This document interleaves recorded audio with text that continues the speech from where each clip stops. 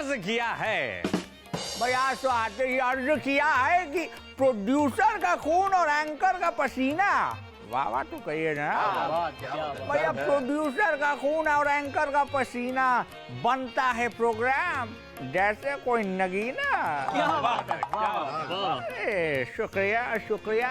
और आगे भी सुन लीजिएगा कि मस्ती के फूल और ठहाकों की माला, मस्ती के फूल और ठहाकों की माला, उल्टा चश्मा लगा लिया जनाब तो लाइव है झिंगा लाला।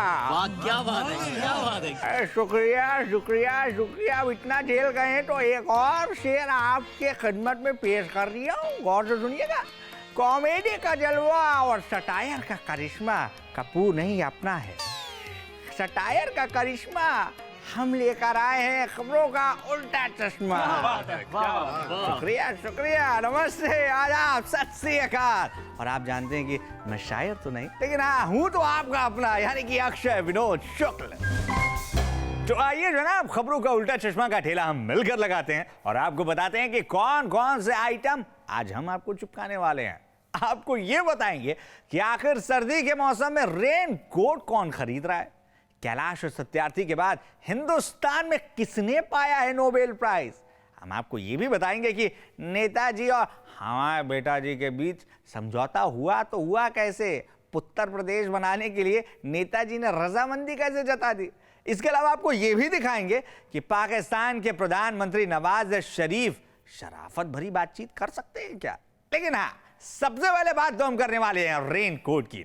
वैसे ये सीजन तो ओवर कोट का है, लेकिन भाई एक रेन कोट है जो ओवर कोट के सीजन में भी पूरी टीआरपी खुद ही खा रहा है, पूरा कैर ढा रखा है इस रेन कोट ने।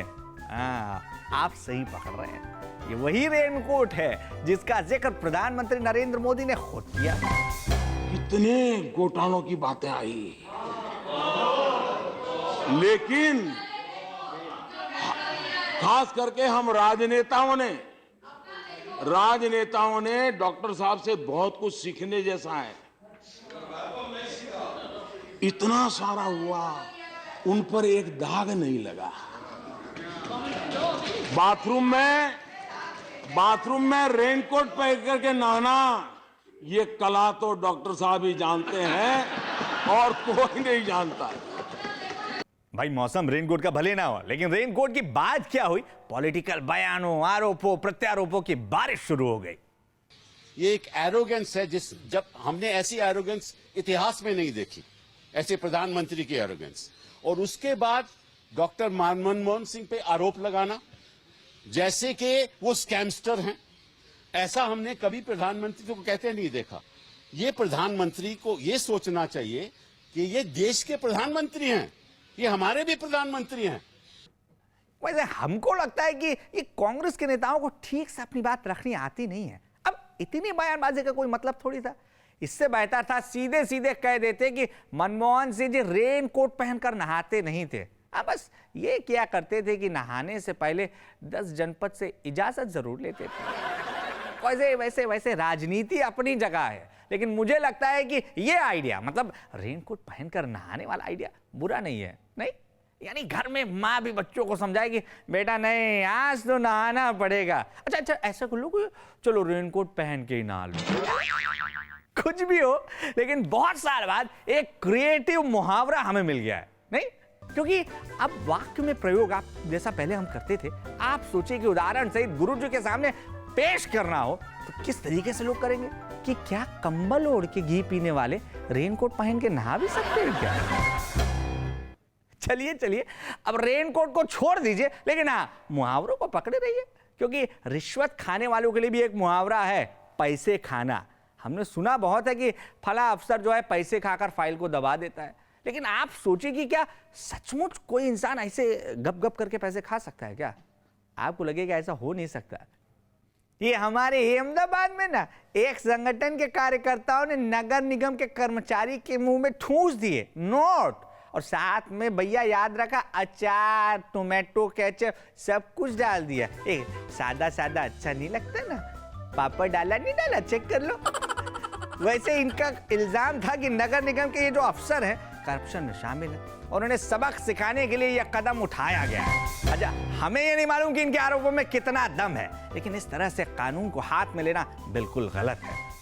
भाई नोट की बात हो गई, लेकिन अब बात करेंगे वोट की, क्योंकि पंजाब और गोवा के चुनावों में बम्पर वोटिंग हुई है, जमकर वोट बरसे हैं। और हाँ, उधर देश के कुछ हिस्सों में जमकर नोट भी बरसे हैं। अब जैसे सूरत की एक तस्वीर हम आपको दिखाते हैं, आप खुद समझ जाएंगे। सूरत में भजन कार्यक्रम के दरमियान गायक पर लोगों ने दिल खोलकर नोट बरसाए हैं। आहा आहा, ये पहले कहीं और नजर आता था, लेकिन इन दिनों भजन में भी नजर आ रहा है कि इन तस्वीरों को देखकर हमारा भी मन होता है कि एंकरिंग छोड़कर भक्त सिंगिंग शुरू कर दे।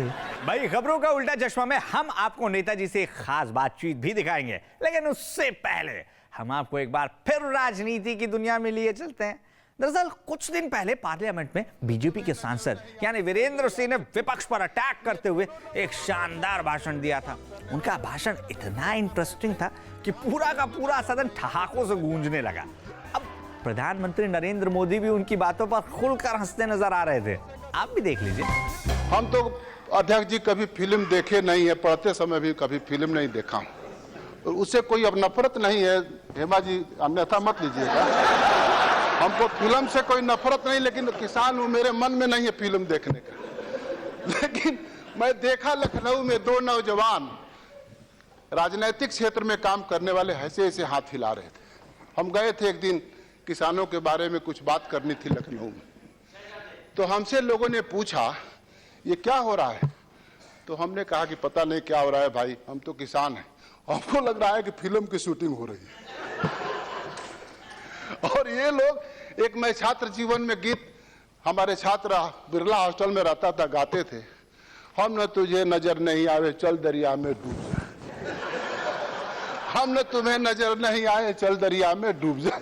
ये दोनों नौजवान राजनीतिक क्षेत्र में काम करने वाले उसी तरह का एक्शन कर रहे थे कि हम तुम्हें न नजर नहीं आए चल दरिया में डूब जा। वैसे वीरेंद्र से मूवी नहीं देखते, लेकिन आप बहुत अच्छे से उन्होंने बता दिया कि भैया ये सीन किससे को रिलेट हो रहा है। भैया अब जब नेताओं की बात हो रही है तो चोर और चोरी की बात कैसे नहीं होगी। हंसिए मत, हम आपको वाकया बताते हैं जो कि दिल्ली के कालकाजी एरिया से, जहां नोबेल पुरस्कार ही चोरी हो गया है। दरअसल ये नोबेल पुरस्कार विजेता कैलाश सत्यार्थी के अवार्ड की रेप्लिका जो कि उनके घर में रखी हुई थी, उसे लेकर ही चोर फरार हो गए। अब हमें लगता है कि ये चोर जनाब बहुत शांति प्रिय रहे होंगे, पीस लवर जो कहते हैं, क्योंकि जो अवार्ड उन्होंने चुराया था वो अवार्ड कैलाश सत्यार्थी साहब को शांति के लिए दिया गया था। वैसे ये शांति के लिए दिया गया था तो कैलाश जी ने अपने घर में क्यों रखा था, शांति के घर क्यों नहीं पहुंचाया था। आई नो बैड जोक है, लेकिन आप ये भी कह सकते हैं कि भारत के एक और नागरिक को नोबेल पुरस्कार मिल चुका है, भले ही तरीका थोड़ा अलग क्यों ना रहा हो। ये भी बैड जोक है, कोई बात नहीं, ऐसे तमाम है, आप चिपके रहिए। अब आपको एक और बात बताते हैं कि ये जो चोर थे वो ज्यादा ईमानदार हैं, क्योंकि बैकडोर से सेटिंग करने के बाद अवार्ड हासिल करने से ज्यादा अच्छा तरीका इन्होंने चुना। या साफ साफ शब्दों में कहें कि खरीदने के बजाय मेहनत से कमाने की इन्होंने सोची है। खबरों का उल्टा चश्मा में आगे बढ़ते हुए आपकी मुलाकात एक ऐसे शरीफ शख्स से हम कराने जा रहे हैं जिन्हें शराफत के अलावा दूसरी बातों के लिए कई बार नवाजा जा चुका है। हाँ, और मियाँ हमारे सवालों का जवाब देना इतना आसान कहाँ होता, तो हमने सोचा कि क्यों ना इनके मौजूद जवाबों के हिसाब से ही हम अपने सवाल बना लें। तो प्लीज वेलकम नवाज शरीफ साहब का। नवाज साहब नमस्ते, आदाब, सत श्री अकाल, वणकम, जो पसंद आए आप रख लीजिए। हम हिंदुस्तानियों का दिल बहुत बड़ा है जनाब, ऑप्शंस आपको देंगे, लेकिन एक चीज आप हमें ये बता दीजिए कि प्रेशर में आकर आपको आखिरकार हाफिज सईद को अरेस्ट करना ही पड़ा, और फिर कितनी पाकिस्तान को बदनामी हुई जब। अरे अब आप आतंकवादियों को पनाह देंगे तो ये बदनामी तो होगी ना। ये पाकिस्तान के ठेकेदार हैं, ये हर मामले में कूद पड़ते हैं, इनका क्या काम है? ये तो आपको बताना चाहिए। पाकिस्तान की हुकूमत हाफिज और मौलाना मसूद अजहर जैसे ऐसे तमाम दहशतगर्दों को पनाह देती क्यों है? और इसलिए तो पाकिस्तान आगे बढ़ नहीं सका। तो आप सच्ची सच बोल रहे हैं, क्या हो गया आपको? फिर भी आप थोड़ा बुरा मान जाइए, क्योंकि पाकिस्तान सुधरने का नाम नहीं ले रहा है। क्यों? आप मुझे बताएं। अरे मैं क्या बताऊं, पाकिस्तान के प्रधानमंत्री आप हैं, आप बताइए। ये बदनसीबी है मुल्क की। वो तो है ही।